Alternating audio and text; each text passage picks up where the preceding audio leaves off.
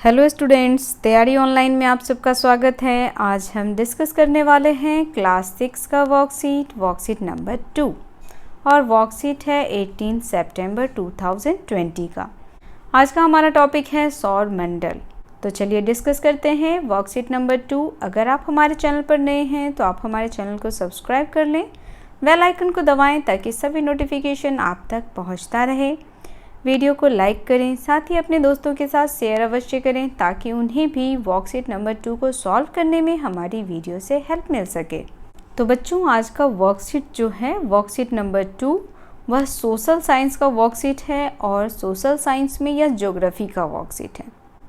यहाँ पे आपको अपना नाम लिखना है और यहाँ पे आपको अपनी क्लास टीचर का नाम लिखना है।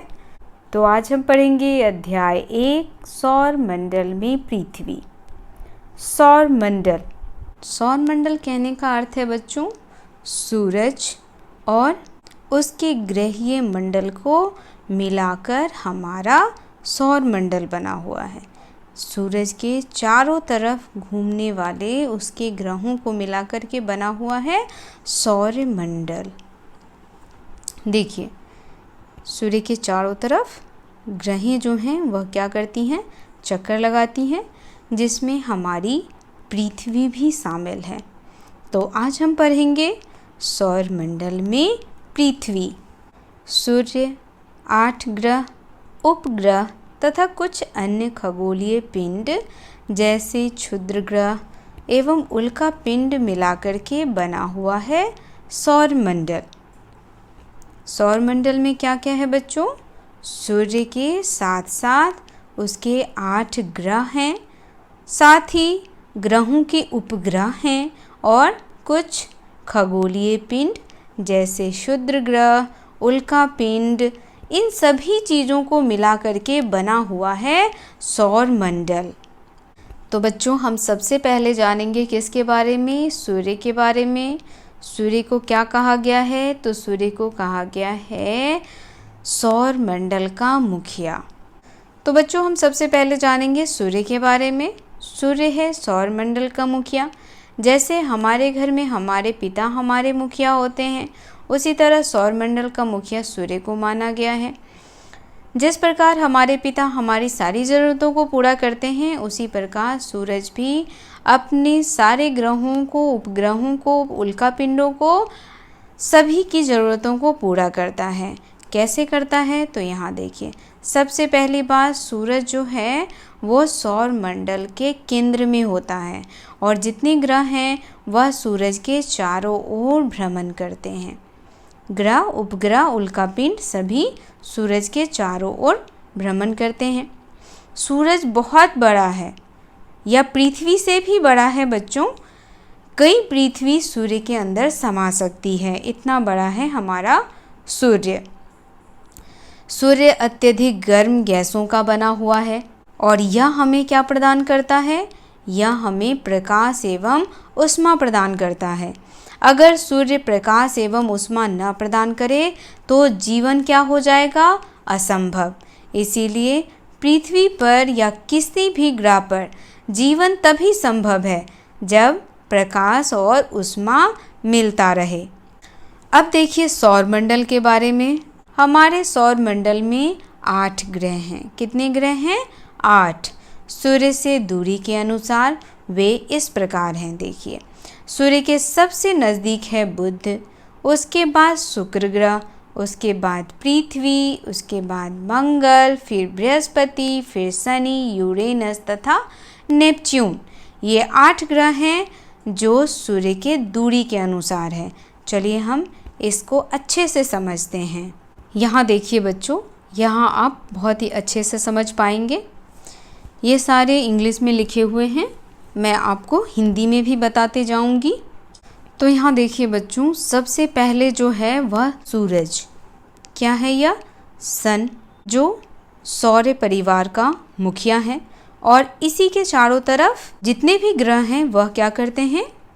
भ्रमण करते हैं। तो सबसे पहला जो है उसको हम इंग्लिश में मरकरी कहते हैं और हिंदी में इसे कहा जाता है बुध। क्या कहा जाता है? बुध। यह सूरज के सबसे नज़दीक है। उसके बाद दूसरे स्थान पे है वेनस यानी शुक्र ग्रह। इसे हम क्या कहते हैं? शुक्र ग्रह। यह दूसरे स्थान पे है। तीसरे स्थान पे हमारी पृथ्वी। पृथ्वी तीसरे स्थान पे है। चौथे स्थान पे मार्स, जिसे हम मंगल ग्रह कहते हैं। ये सभी आपको याद रखना है। ये 8 ग्रह के नाम आप हिंदी इंग्लिश दोनों में याद रखें। उसके बाद सबसे बड़ा ग्रह कौन सा है? जुपिटर।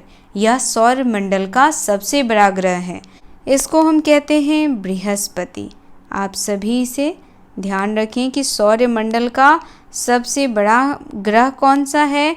तो सौर मंडल का सबसे बड़ा ग्रह बृहस्पति है, यानी कि जुपिटर। उसके बाद छठे नंबर पे आता है हमारा शनि, सैटर्न, जिसको हम क्या कहते हैं? सैटर्न। हिंदी में इसे कहते हैं शनि। एक चीज़ और ध्यान रखें, शनि ग्रह के चारों तरफ एक वलयाकार यानी रिंग राउंड का जो भी बना हुआ है, यह इसके चारों तरफ घूमता रहता है और ये गैसेस हैं जो इसके चारों तरफ घूमते रहते हैं। तो यह एक वलय के आकार का, रिंग के आकार का इसके चारों तरफ राउंड लगाता है। 7वां हो गया हमारा यूरेनस। 8वां ग्रह हमारा नेपच्यून। और यहाँ आप देख रहे होंगे यह 9वां ग्रह है। पहले सौर मंडल में 9 ग्रह थे प्लूटो, लेकिन अब प्लूटो को हटा दिया गया है। सूर्य के चारों ओर यह 8 ग्रह हैं जो भ्रमण करते हैं, जिसमें सबसे पहला हमारा मरकरी है, दूसरा वेनस, तीसरा आ जाता है हमारा पृथ्वी, चौथा मार्स, 5वां जुपिटर, छठा सैटर्न, 7वां यूरेनस, 8वां नेपच्यून।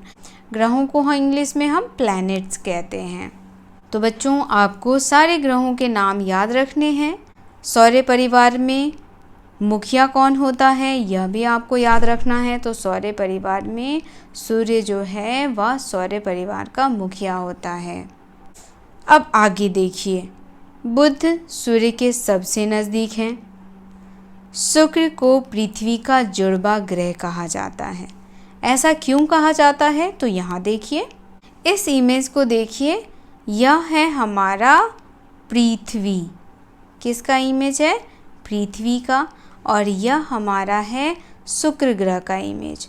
और शुक्र ग्रह को क्या कहा जाता है? पृथ्वी की बहन कहा जाता है। ऐसा क्यों कहा जाता है? बहुत सारी चीज़ें ऐसी हैं जो पृथ्वी से मिलती जुलती हैं, इसीलिए शुक्र ग्रह को पृथ्वी ग्रह की बहन कहा जाता है, क्योंकि इसका आकार एवं आकृति लगभग पृथ्वी के ही समान है। यानी जितनी बड़ी हमारी पृथ्वी है, बिल्कुल उसी के आकार और आकृति की शुक्र ग्रह, इसीलिए इसे पृथ्वी का जुड़वा ग्रह कहा जाता है। जुड़वा शब्द का अर्थ होता है बच्चों एक समान दिखने वाला। अगर ये ऐसा है तो दूसरा भी इसी के जैसा होगा। चलिए अब देखते हैं वर्कशीट में वर्क क्या क्या दिया गया है हमें करने के लिए। तो यहाँ देखिए, पहला प्रश्न हमारा है, सूर्य के सबसे नज़दीक कौन सा ग्रह है? तो आप सभी लोग जानते हैं कि सूर्य के नज़दीक कौन सा ग्रह है? तो बुध जो है वह सूर्य के बिल्कुल नज़दीक है, तो बुध ग्रह हो जाएगा, बुध ग्रह। ठीक है। दूसरा प्रश्न हमारा है, सौर मंडल के लिए प्रकाश एवं ऊष्मा का एकमात्र स्रोत क्या है?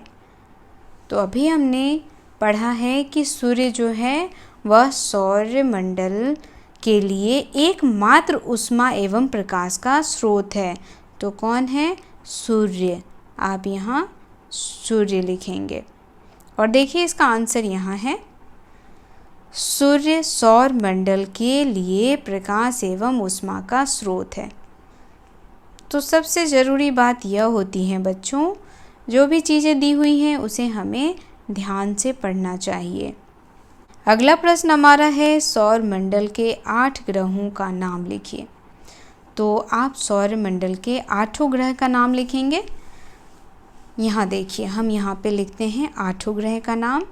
तो हम सीक्वेंस वाइज लिखेंगे, जैसे वहाँ पे लिखा हुआ है कि सूर्य के सबसे नज़दीक कौन सा ग्रह है, तो सूर्य के सबसे नज़दीक है बुध, उसके बाद शुक्र। तो इसी तरीके से आपको भी लिखना है। तीसरा हो गया हमारा पृथ्वी, क्योंकि यहाँ पे हमें 8 ग्रह का नाम लिखना है। और चौथा है हमारा मंगल ग्रह। 5वां ग्रह है हमारा बृहस्पति। बृहस्पति के बारे में अभी हमने क्या पढ़ा है, बृहस्पति जो है वह सबसे बड़ा ग्रह है और इंग्लिश में बृहस्पति को क्या कहते हैं, जुपिटर। ग्रहों में सबसे बड़ा है बृहस्पति। उसके बाद छठा ग्रह है शनि और 7वां है यूरेनस। 7वां ग्रह हो गया हमारा यूरेनस और 8वां ग्रह हो गया नेपच्यून। हमने जो अभी इमेज देखा था उसमें हमने प्लूटो भी देखा था। तो बच्चों प्लूटो जो था वह पहले ग्रहों में ही सम्मिलित किया गया था, लेकिन अब उसे ग्रहों से बाहर निकाल दिया गया है, अब उसे ग्रह नहीं माना जाता है। तो सौर मंडल में 8 ग्रह हैं, बुध, शुक्र, पृथ्वी, मंगल, बृहस्पति, शनि, यूरेनस और नेपच्यून। अगला प्रश्न हमारा है, शुक्र को पृथ्वी का जुड़वा ग्रह क्यों माना जाता है। देखिए जो बातें हमने पढ़ी उसका यहाँ पे पूछा भी गया है। तो क्यों माना जाता है बच्चों, क्योंकि इसका आकार और आकृति लगभग समान है, इसीलिए शुक्र ग्रह को पृथ्वी का जुड़वा ग्रह कहा जाता है। तो बच्चों ये वर्कशीट यहीं समाप्त होता है। वर्कशीट आपको कैसा लगा आप हमें कमेंट करके बताएं। अगर आप हमारे चैनल पर नए हैं तो आप हमारे चैनल को सब्सक्राइब कर लें, बेल आइकन को दबाएं ताकि सभी नोटिफिकेशन आप तक पहुंचता रहे।